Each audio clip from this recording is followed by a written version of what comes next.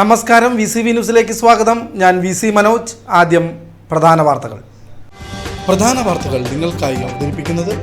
ഓരോ വസ്ത്രങ്ങൾക്കും ഒരു കഥയുണ്ട്.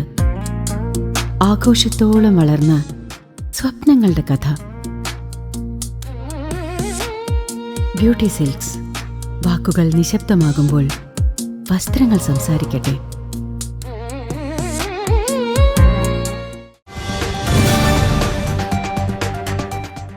അത്താണിയിൽ 28 വർഷമായി പൂട്ടിക്കിടക്കുന്ന കെൽട്രോണിന്റെ 12.19 ഏക്കർ ഭൂമി ലിക്വിഡേഷൻ നടപടികൾ പൂർത്തിയാക്കി സർക്കാർ വീണ്ടെടുത്തു. ഹൈക്കോടതിയുടെ വൈൻഡിംഗ് അപ്പ് ഉത്തരവുകൾ പിൻവലിച്ചതോടെ ഇവിടെ കെൽട്രോണും സീമെറ്റും സംയുക്തമായി കോമൺ ഫെസിലിറ്റി സെന്റർ സ്ഥാപിക്കുമെന്ന് സ്ഥലം സന്ദർശിച്ച വ്യവസായ വകുപ്പ് മന്ത്രി P. രാജീവ് അറിയിച്ചു. സെൻസർ നിർമ്മാണവും ഇലക്ട്രോണിക് ഘടകങ്ങളുടെ നിർമ്മാണവും ലക്ഷ്യമിട്ടുള്ള പദ്ധതി വടക്കാഞ്ചേരിയുടെ വ്യാവസായിക വളർച്ചയ്ക്ക് വലിയ കരുത്താകുമെന്നും മന്ത്രി.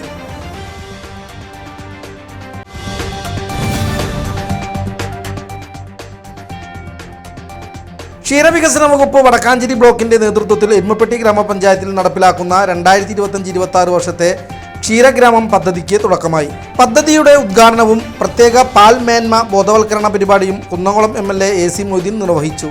ക്ഷീരമേഖലയുടെ പുരോഗതി ലക്ഷ്യമിട്ടുള്ള പദ്ധതിക്കൊപ്പം പാലിന്റെ ഗുണനിലവാരം ഉറപ്പുവരുത്തുന്നതിനുമായാണ് പരിപാടിയുടെ ലക്ഷ്യം.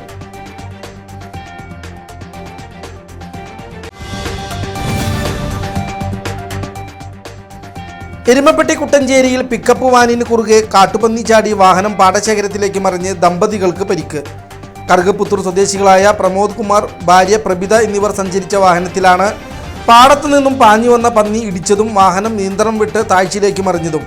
അപകടത്തിൽ കാട്ടുപന്നി ചത്തു. ഈ മേഖലയിൽ കാട്ടുപന്നി ശല്യം രൂക്ഷമാണെന്നും നാട്ടുകാരുടെ പരാതി.